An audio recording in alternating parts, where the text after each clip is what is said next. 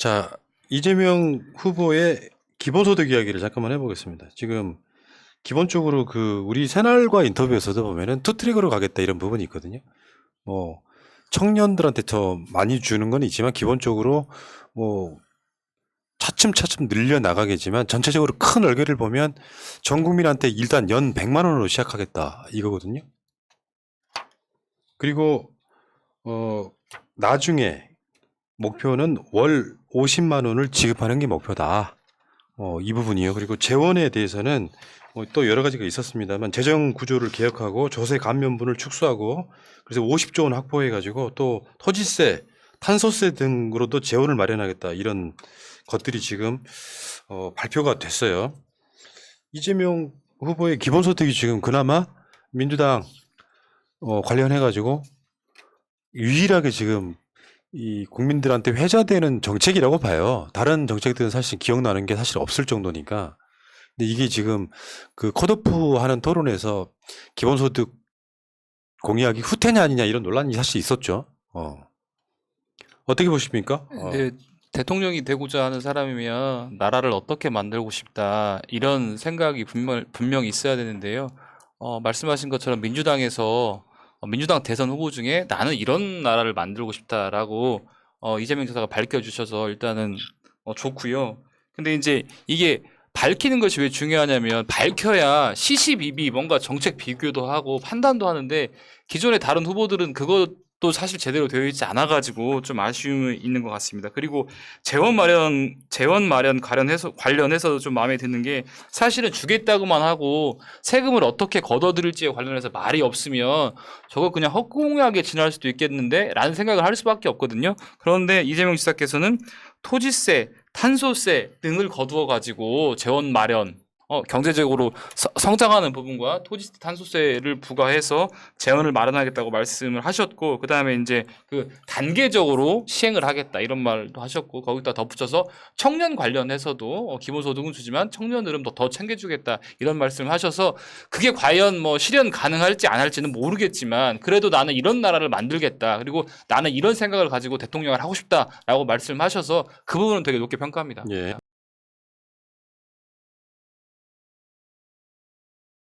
제가 새날에서 한 1년 전부터 그 기본소득은 본선에 가면 굉장히 위험할 수도 있다. 그래서 저건 정책적으로 지금 그 두 번째 공약으로 내세웠지만 조금 후퇴했다고 생각하고요. 이 재원 마련이 그렇게 저는 쉬워 보이지 않습니다. 왜냐하면은 전 국민에게 연 100만 원을 준다면 그게 52조 정도 들어가거든요. 근데 그 52조 재원 마련이 지금 그 재원 마련에 관련돼서 그 일반 재원, 조세 감면분, 그다음에 긴급한 교정 과세 이렇게 하겠다고 그랬는데 이게 과연 가능할까? 특히 조세 감면 같은 경우는요. 지금 조세 감면 조항이 어떻게 돼 있냐면은 중소기업 육성, 인구 집중 분산, 기술 개발의 촉진, 지방 경제 활성화, 재무 구조 개선, 투자 촉진, 근로자 등의 복지 정책 등을 위해서 조세 감면을 해주는 거거든요. 이게 쉽게 얘기하면 세금을 깎아주는 거예요. 안 받거나. 그러니까 예를 들어서 지방 수도권으로 몰리는 기업들을 지방으로 좀 유치하기 위해서 그래서 여기에 다 그 이유가 있습니다. 근데 여기서 과연 얼마나 그 세금을 짜낼 수 있을지 제가 가끔 말씀드리는데 우리나라 국세로 1년에 받아들인 게 300조예요. 근데 예산은 558조거든요. 그럼 이제 거기서 늘 우리나라가 다른 이제 세외 수입으로 한 100조 정도 가져오고 그다음에 100조는 그 국채를 발행하거든요. 근데 여기서 이제 50조 그러면은 이게 문재인 정부에서 그 세금으로 지금 이렇게 좀 누수가 있다? 이런 전제가 돼야 되는데 이 부분은 저는 민주당에서 그 가장 유력한 주자이기 때문에 정책 과정에서 이거 저는 조금 그 토론이 열심히 돼야 될 필요가 있다고 생각합니다. 이건 제가 반론을 하겠습니다. 왜냐하면 이런 걸 많이 다뤘기 때문에 지금 내년도 예산이 기재부 안으로 보면은 약 600조가 조금 못 돼요. 한 7, 8조 정도 비거든요. 실제로 한국 경제 규모로 보면 OECD 평균으로 세금을 거두면 약 750조 정도 유지가 돼야 되고요. 그러니까 이재명 지사 쪽도 나름대로 싱크탱크를 돌려서 다 연구를 한 결과물일 거 아니에요. 그러니까 기본소득을 나눠줬을 때 이제 기본소득 반대론자들의 대표적인 습성이랄까 특성이 뭐냐면은 나눠주고 끝나는 걸로만 생각을 해버리니까 그걸로 유발되는 선순환 경제 효과에 대한 완전한 무시가 돼버리는 거잖아요. 지금 이재명 지사 쪽에서도 국토보유세 요거에서 지금 뭐 토지세, 탄소세 이게 두 가지 중에 토지세, 국토보유세 같은 경우는 1%만 해도 한 50조 된다 이런 거요. 여기 그러니까 틈을 벌려가지고 만들어낼 수 있다 이런 거고 탄소세도 지금 국제기구 공고에 따라서 8만 원 이상 올리면 여기서 나오는 세금만 64조 원이라고 해요. 그러니까 이렇게 저렇게 해서 우리가 꾸준하게 이야기해왔던 것은 한국의 예산에 지금 그 연간 예산 여력이 한 750조 되는데 그중에 이제 2022년에 갔을 때는 지금 600조가 좀 못 되는 상황이니까 그러니까 그것만 봐도 약간 150조의 여력이 있잖아요. 근데 이런 상황에서 그 이재명 지사도 이제 각종 인터뷰에서 우리한테도 그런 이야기를 했는데 증세해야 된다는 거죠. 그러니까 우리가 그 선별 지원할 때 이제 그 선별 지원하는 사람들의 의도를 들어가서 비판하는 지금 그거잖아요. 돈 있는 사람들은 세금 더 이상 안 낼 거야. 있는 재원을 해결해. 물론 지금 대선 주자들이 증세 이야기를 하는 것 자체 굉장히 어려운 이야기겠지만 점차적으로 증세를 해야 되는 부분은 맞거든요. 왜냐하면 돈을 버는 그러니까 국가 자체가 돈을 엄청 벌어들이고 있는데 부자 나라에 가난한 정부라는 소리를 지금 듣고 있는 상태에서 증세 안 할 거야라는 전제하에 지금 기본소득 안 될 거야. 또 기본소득은 국민들한테 그냥 호주머니에 넣어주는 거야. 이런 시각으로 보면 당연히 안 되죠. 그렇죠. 그러니까 계속 말하는 것은 그냥 세금 없이, 그러니까 박근혜가 항상 말했던 거, 증세는 안 하겠다. 그래서 복지는 늘리겠다. 그러니까 유승민이 증세 없는 복지는 없다라고 표현했던 것처럼 적당한 증세를 하고 그것을 어쨌든 요소에 배분을 하겠다라는 것이고, 물론 이게 한 번에 뭐 100만 원씩 한다는 건 아니잖아요. 일단 한번 시행을 작게나마 시행을 해보고 그러면서 점진적으로 그러니까 초반에는 1년에 100만 원이니까 10만 원이 안 돼요. 그리고 청년들한테는 한 2배 정도 주겠다는 거거든요. 청년들한테는 연간 200만 원 정도. 네. 그러다가 궁극적으로 몇 년 지나고 나면 국민 1인당 50만 원씩이 목표다 이렇게 정리하시면 돼요. 저는 사실 예산 문제 관련해가지고 예산이 좀 부족할 수도 있겠다 이런 생각을 하거든요. 근데 문제는 뭐냐면 아니 관심을 두고 포커스를 가져야 될 부분이 뭐냐면 어떻든 간에 기본소득이라는 걸 만들어서 국민들에게 줌으로써 국민들의 삶의 질 향상을 위해서 국가가 노력하는 모습을 보이겠다. 이런 시도를 한다는 거에 대해서 높게 평가해야 된다. 그런 측면에서 예산의 문제는 좀 약간 뒤로 밀어놓고 첫 번째로 그런 시도 자체가 중요하다라는 것에 좀 관심을 가졌으면 합니다. 그렇죠. 그리고 이게 경제적 효과는 솔직히 말씀드리면 뭐 사람마다 경제학자마다 혹은 뭐 연구기관마다 차이는 있을 수 있겠지만 이게 1 더하기 1이 2가 될 수도 있고 아니면 10이 될 수도 있고 100이 될 수도 있는 거거든. 그러니까 어떻게요? 어떻게 1 더하기 1이 10이 되고 100이 돼요? 무슨 얘기냐면 기존에 그전에도 우리가 그런 얘기를 했었지만 내가 이 재원 자체는 아마도 우리가 작년에 전국민 재난지원금 받았던 것처럼 될 수 있으면 소상공인들한테 사용될 수 있게끔 아마 책정이 될 가능성이 전 높다고 생각을 해요. 그러면 아니 기본소득을 어떻게 소상공인 중심으로 사용합니까? 기본소득은 그냥 이렇게 지역화표로 주더라도 근데 여기서 제가 그게 뭐냐면 아랫돌 윗돌 바꾸는 거란 얘기예요. 그러니까 예를 들어서 지역화표로 주더라도 왜 그 승수 효과가 잘 안 났냐면 그 재난지원금 준 돈으로 그 돈을 쓰지만 원래 소비될 돈을 안 쓸 수도 있다는 얘기예요. 아니, 그러니까 그 데이터는 네. 실제로 부자들 같은 경우는 그 돈에 보태 더 쓴다는 데이터도 나와 있습니다. 그렇지만 제가 이제 왜 이런 토론을 우리가 좀 열심히 해봐야 되냐면요. 본선에서 이게 나중에 이런 이제 논란이 되면 우리가 어떤 정책적 논리를 가질 것인지에 대해서 우리 지지하는 사람들도 여기에 대해서 조금 생각을 열심히 해야 된다니까요. 아니 그렇죠? 근데 이 부분이 있어요. 자체를. 완벽한 제도가 있겠습니까? 그렇죠. 그러니까 뭐냐면은 아까 말씀드린 것처럼 돈을 나눠주면 호주머니에 들어간다는 생각을 지우고 나면 아까 말한 아까 1 플러스 1은 2가 아니라 10이 될 수도 있다. 이 부분은 현실적으로 소멸성 지역화폐가 유일한 대안이라는 거잖아요. 일본이 옛날에 현찰을 나눠줬던 거하고 완전히 다른 부분이라는 건데 그러니까 이 부분에 있어서는 저는 그렇게 봐요. 기본소득 반대론자들 중심으로 하는 민주당의 이재명파는 기본적으로 이 기획재정부라든지 지금까지의 재정 정책을 손보지 않겠다는 전제에 만들어진 그런 반대 논리이기 때문에 민주당이 민주당스러우려면 기존에 기재부가 해왔던 부자들한테 세금을 덜 걷고 그리고 우리 나머지 하위 계층의 국민들이 가난하고 돈이 없으니까 그냥 시혜적으로 나눠주겠다라고 하는 그 시각을 지금 일체 벗어나지 못하고 있다고 저는 보거든요.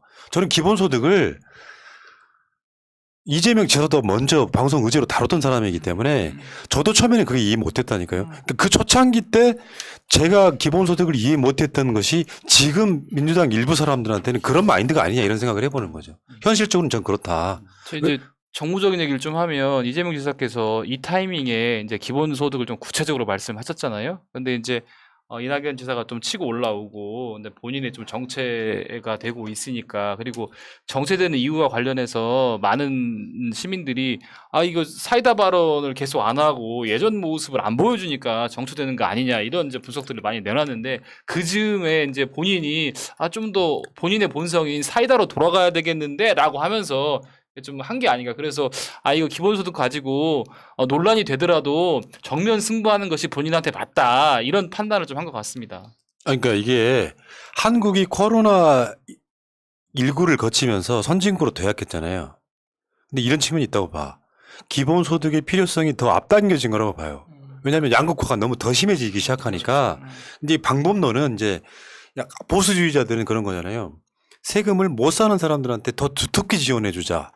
요 주장일 거고 여기에는 이낙연 정세균 아마 거의 공감하실 거예요. 그러니까 이거 소위 말하면 재정에 있어서 보수주의자들 생각이고 이재명의 기본소득이 완벽하다고 볼 수는 없겠지만 그 양극화를 해소하는 대안으로서 보편적 지급을 하고 이게 사실은 복지정책이 아니라 경제를 선순환시키는 구조의 마중물처럼 하게 만들어서 소비가 활성화되면 궁극적으로 노리는 건 고용이라고 생각하거든요. 그 과정으로 돌려줘야. 왜냐하면 한국이 수출로 유지된 나라 아닙니까? 그러면 내수가 엄청 부족한 나라고 다른 나라에 비해서 자영업자 비중이 엄청 높은 나라인데 코로나가 겪었을 때는 수출은 잘 되는데 자영업자들은 지금 뭐 영업을 못하게 하거나 제한을 두니까 힘들어진 부분이 있잖아요. 근데 이게 코로나가 아니더라도 현실적으로 지금 배달이라든지 이런 걸 통해서 동네 골목 상권은 거의 다 죽어버린 상태가 올 거에 대한 나눠주고 써라지 네 호주머니 넣어라가 아니기 때문에 저는 이걸 긍정적으로 좀 약간 전향적으로 생각하면 굉장히 좋은 제도 중에 하나일 수 있다고 생각해요. 저도 그 부분은 동의하고요. 그러니까 이게 시장에 돈이 가서 승수효과를 내고 그다음에 이제 고용 유발, 그다음에 한계 소비 성향이 높은 사람들에게 돈이 가면 더 좋다는 생각을 저는 하고요. 그다음에 이 문제로 왜 제가 강력하게 이제 반대 논리를 전개한 거냐면 이게 앞으로 이제 민주당의 경선 과정에서 논란이 될 겁니다.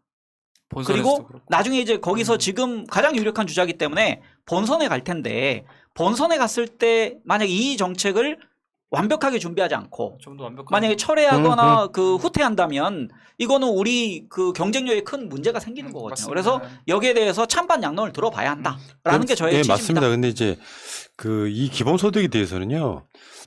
아까도 제가 말씀드린 것처럼 유일하게 지금 국민들한테 회자되는 아이템, 선거용 아이템. 그러니까 공약이기도 하고 실제로 찬성하는 사람도 굉장히 많은 공약이기도 해서 그러니까 이 기본소득 이렇게 봐요. 반대하는 사람들이 없고 사회가 공감대를 만들어서 이걸 어떻게 실시할 건지에 대한 공감대만 만들어지면 불가능한 제도는 아니고요. 그러니까 이재명 지사 본인 자체가 바보입니까? 불가능한 것을 지금 꺼내놓고 그런 차원은 아닌 것 같고 이게 저는 이렇게 봐요. 경선 토론에서는 이걸 찬반 투표할 수 있는데 이재명 지사가 후보가 되면 민주당은 일제히 기본소득을 어떻게 실현시킬 것인가에 대한 머리를 맞대야 된다고 생각해요. 왜냐하면 이게 대선이나 총선이나 지선이라고 하는 것이 공약 경쟁이거든요, 사실은. 근데 지금 이재명이라고 하는 후보의 기본소득만이 거의 공약으로 인식이 되어 있는 상태에서 이걸 사실상 국민들이 상당 부분 찬성하는 사람도 있기 때문에 왜냐? 전국민 재난지원금을 받아봤잖아요.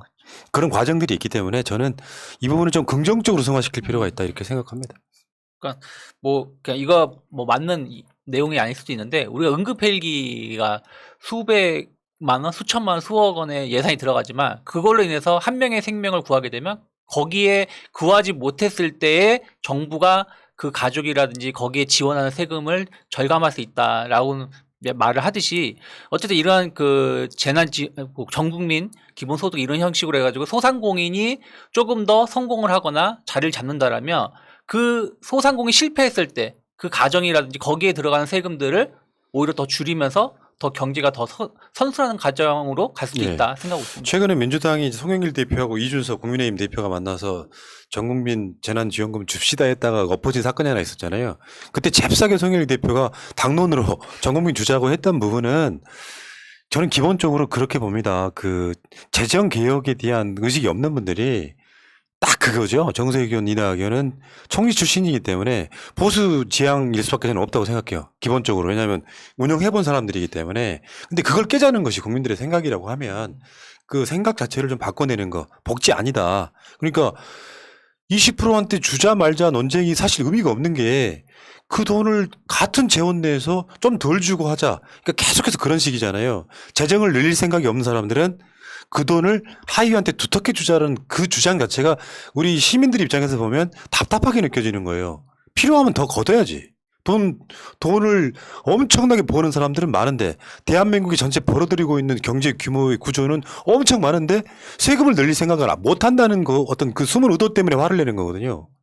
아무튼 전 제가 봤을 때 기본소득에 대해서는 민주당이 합심해가지고 이재명 지사가 공약을 걸어서 후보가 됐을 때는 여기에 대해서 일제히 저는 이룰 수 있는 방향으로 가야 된다고 그러니까 생각합니다. 후보가 된다면 그 공약을 전면에 내세울 수밖에 없죠. 우리 민주당도 거기에 대해서 뭐 그 논리적으로 준비를 해야 된다고 생각합니다. 근데 여기에 대해서 이제 치열한 논쟁은 있을 것이다. 그 당내 경선 과정에서 그리고 본선에서도. 그래서 여기서 우리가 얼마나 이제 공격 논리, 방어 논리를 갖느냐 이런 측면에서 다각도로 봤으면 한다라는 게 제 생각입니다. 그러니까 국민 여론조사에서도 기본소득의 반대 여론보다는 찬성 여론이 더 많을 정도로 사람들은 지금 기대치가 있단 말이에요. 한번 맛을 봤잖아. 이걸 어떻게 되돌립니까? 전 그렇게 생각합니다. 자, 여기까지 하시고.